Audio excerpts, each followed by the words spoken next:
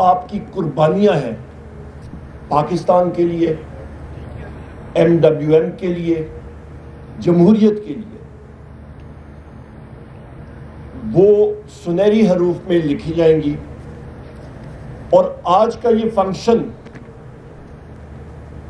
علامہ راجہ ناصر عباس صاحب، یہ ہمیں معلوم ہے کہ رات کے اندھیروں میں، فجر کے ٹائم پہ اور پچھلے کئی دنوں سے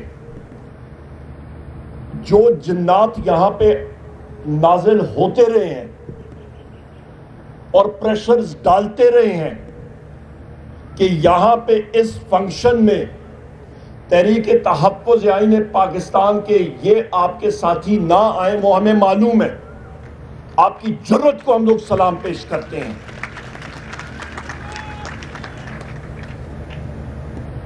کہ آپ نے ان جنات کے لیے جو تعویذ رکھا وہ مؤثر ثابت ہوا اور ان کو بھگا دیا۔ یہاں پہ میں یہ بھی کہتا چلوں کہ آج کا جو موضوع ہے استحکام پاکستان کے حوالے سے، تو حضرات مختصراً میں بات کروں گا۔ استحکام پاکستان کاش آج یہاں پہ اس ملک میں مملکت خداداد پاکستان میں ہوتا تو آج میرا محبوب قائد وزیر اعظم عمران خان صاحب جیل میں نہ ہوتا، بشریٰ بی بی صاحبہ جیل میں نہ ہوتی، شاہ محمود قریشی صاحب جیل میں نہ ہوتے، ڈاکٹر یاسمین راشد صاحبہ جیل میں نہ ہوتی، میاں محمود رشید صاحب جیل میں نہ ہوتے، سینیٹر اعجاز چودھری صاحب جیل میں نہ ہوتے، سابق گورنر جناب عمر چیمہ صاحب جیل میں نہ ہوتے، حسان نیازی صاحب بیرسٹر صاحب جیل میں نہ ہوتے، سالار خان کاکڑ صاحب جیل میں نہ ہوتے، اور گزشتہ کل کے دن ہمارے دو ساتھی، ہماری بہن عالیہ حمزہ صاحبہ کو گرفتار نہ کیا ہوتا، صادام خان ترین صاحب کو بلوچستان میں کل گرفتار نہ کیا ہوتا، یا پاکستان میں استحکام ہوتا۔ پر بدقسمتی کے ساتھ جہاں پہ بات ہوتی ہے کہ پاکستان کو ہارڈ سٹیٹ ہونا چاہیے، تو پاکستان میں جب استحکام نہیں ہے، پاکستان میں رول آف لا نہیں ہے، تو پاکستان ہارڈ سٹیٹ بن ہی نہیں سکتا۔ اور اس کی بنیادی وجوہات کہ آپ کو ایک مضبوط ریاست بننے کے لیے کیا چیزیں چاہیے، اور ریاست کے اوپر بھی میں آتا ہوں۔ ایک مضبوط ملک جس کی سرحدیں بھی مستحکم ہوں، اس کے لیے کئی ضروریات ہوتی ہیں، قومی ہم آہنگی چاہیے ہوتی ہے، ایک طاقتور معیشت چاہیے ہوتی ہے، پھولتی پھالتی آگے بڑھتی ہوئی معیشت، نہ کہ وہ بیساکھیوں پہ چلنے والی معیشت۔ ملک میں استحکام اور جغرافیائی سرحدیں مضبوط ہونے کے لیے اور ایک مضبوط ملک بننے کے لیے، ایک ہارڈ سٹیٹ کے لیے، آپ کو ایک مضبوط دفاع بھی چاہیے ہوتا ہے۔ جب ملک میں پیسہ نہیں ہوگا، معیشت کمزور ہوگی، افراتفری ہوگی، تو آئین اور قانون کی بالادستی نہیں ہوگی، تو ہارڈ سٹیٹ کیسے بنے گا؟ ملک کیسے ترقی کرے گا؟ یہاں پہ ہمارے یہ میڈیا کے ساتھی موجود ہیں، یہاں پہ انہوں نے کیمرز لگائے ہوئے ہیں۔ میں آپ کو گارنٹی سے کہہ سکتا ہوں، یہاں پہ انہوں نے DSNGs، یہ سیٹلائٹ ڈشز لگائی ہوئی ہیں، یہ فیڈ ادھر سے جا رہی ہے، پر انشاءاللہ وثوق سے کہہ سکتا ہوں علامہ صاحب، یہاں کی ایک بھی چیز نشر نہیں ہوگی، کیونکہ ان کے میڈیا سینٹرز میں ان کے مالکان نے اپنے پروڈکشن سینٹرز میں یہ حکم جاری کیا ہوگا اور وہاں پہ جو ہاجوج ماجوج اور جنات نازل ہوئے ہیں انہوں نے اس آگے فیلڈ کو جانے ہی نہیں دینا جب تک اس میں کٹوتی نہیں ہوگی، جب تک وہ دیکھیں گے نہیں. اور یہ بیچارے کیا کر سکتے ہیں کیونکہ ان کے مالکان بھی ان کو تنخواہیں نہیں دیتی، کیونکہ یہاں پہ آزادی رائے ہے ہی نہیں.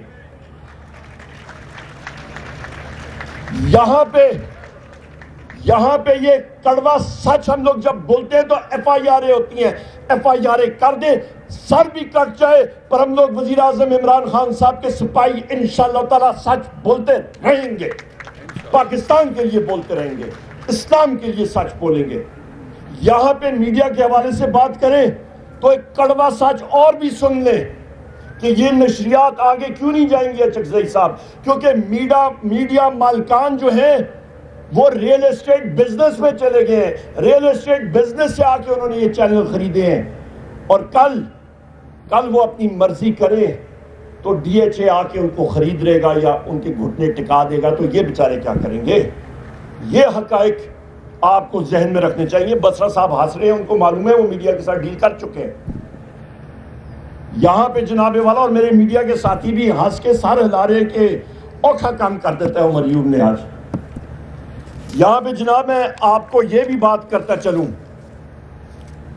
کہ ریاست کی بات آتی ہے، ریاست کی ڈیفینیشن تشریح کیا ہے؟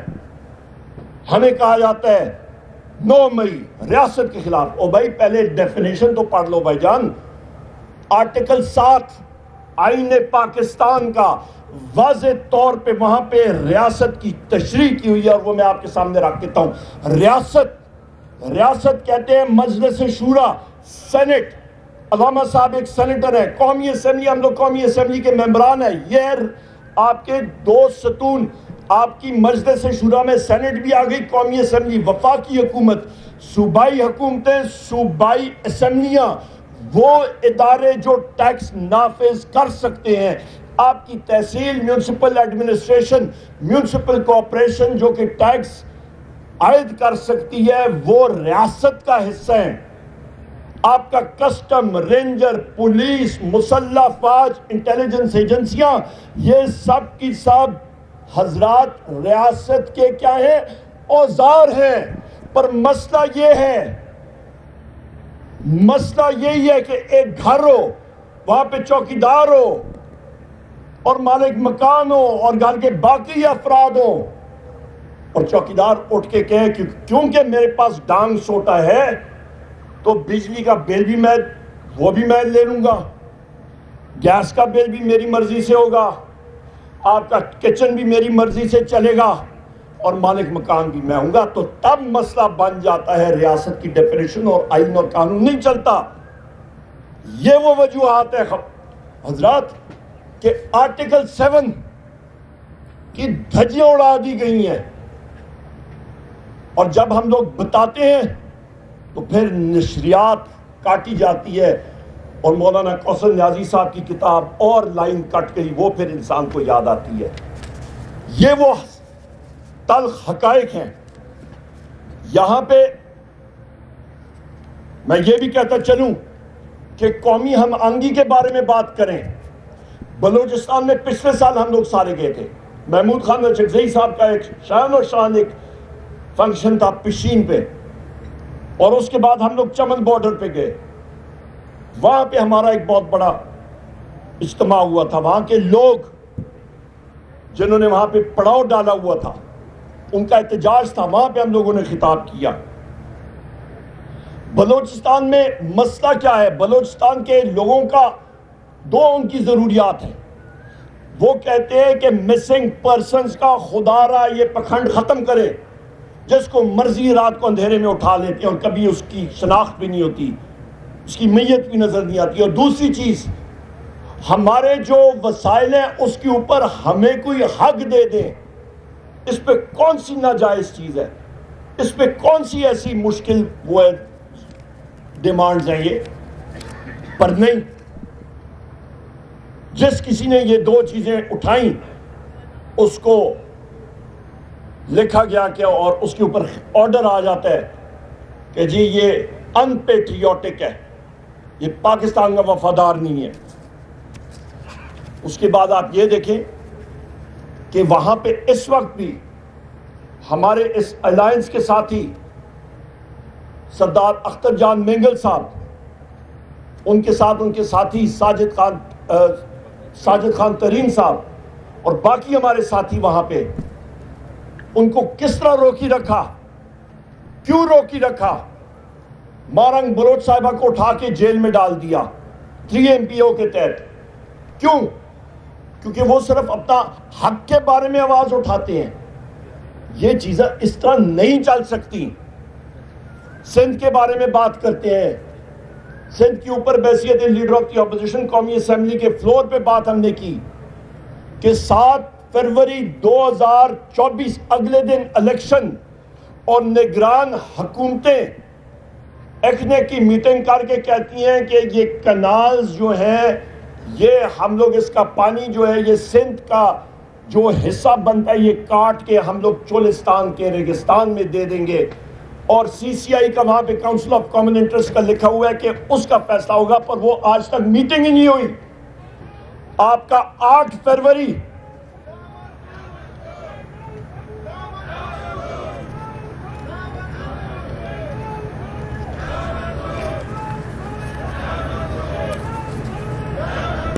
آپ کا 8 جولائی 2024 کو پریزیڈنٹ ہاؤس میں گرین انیشیٹیوز کی میٹنگ ہوتی ہے.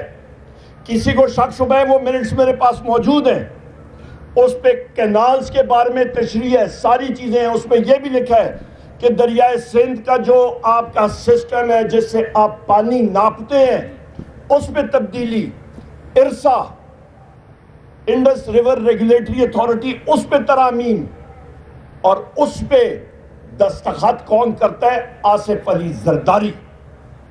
آپ کو یہ حقائق اس لیے بتا رہا ہوں کہ یہ ایک ریکارڈ کا حصہ ہے. اور پھر جب اپوزیشن کی پارٹیاں قومی اسمبلی میں اس چیز کو اجاگر کرتی ہیں اور ثبوت سامنے لاتی ہیں, تو وہاں پہ آصف علی زرداری جوائنٹ سیٹنگ میں آ کے مگر مچ کے آنسو رونا شروع ہو جاتا ہے اور جھوٹ بولتا ہے وہاں پہ. اور پیپلز پارٹی کے جتنے ان کے لیڈران ہیں وہ سارے کے سارے جھوٹ بول رہے ہیں اس وقت کہ جی ہم لوگ اس کا دفاع کریں گے. بھائی تمہارے آصف علی زرداری نے تو سندھ کا پانی پہلے ہی بیچ دیا ہے, تو پھر پیچھے ابھی کیا ہے؟ اور مسلم لیگ نون کے وزراء بھی اس چیز کی تصدیق کرتے ہیں, وہ کہتی ہیں انہوں نے بیچا ہے, ہمیں معلوم ہے, وہ دستاویزات ہم نے دکھائے ہیں. یہ حقائق ہیں.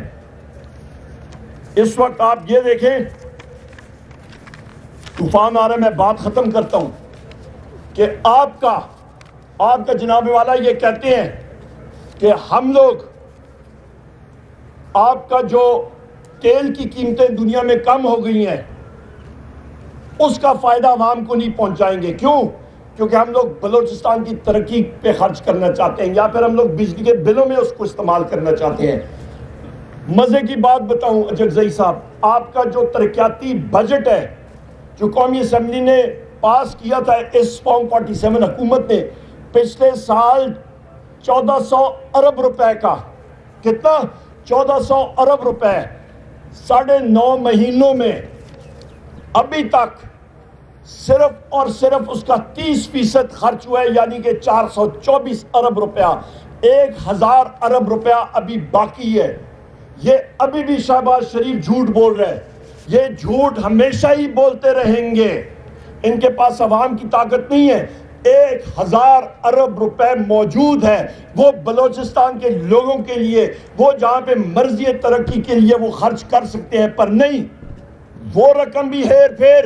اور جو تیل کی قیمت دنیا میں کم ہو رہی ہے وہ بھی آپ سے گئی. مہنگائی, میں آپ سے اس پنڈال میں آپ ساتھیوں سے پوچھ رہا ہوں, کیا مہنگائی بڑھی ہے یا کم ہوئی ہے؟ شہباز شریف کہتا ہے کہ کم ہوئی ہے, آپ کیا کہتے ہیں؟ مہنگائی کم ہوئی ہے زیادہ ہوئی ہے؟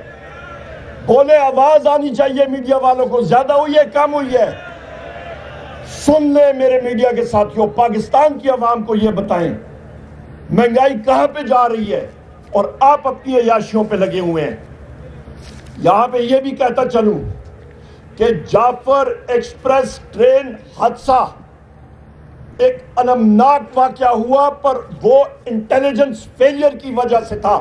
انٹیلیجنس کی 13-14 ایجنسیاں پاکستان میں ہیں, پر وہ اس چیز میں مصروف ہے کہ وہ ویگو ڈالے اچکزئی خان صاحب کے پیچھے، جناب صاحبزادہ صاحب کے پیچھے، سیاسی لوگوں کے پیچھے، یہ میڈیا لوگوں کے پیچھے ہیں، اور دہشت گردوں کے خلاف وہ پیچھے نہیں جا رہے ہیں۔ جب یہ چیزیں ہوں گی تو ملک میں بدقسمتی کے ساتھ حضرات مشکلات پیدا ہوں گی۔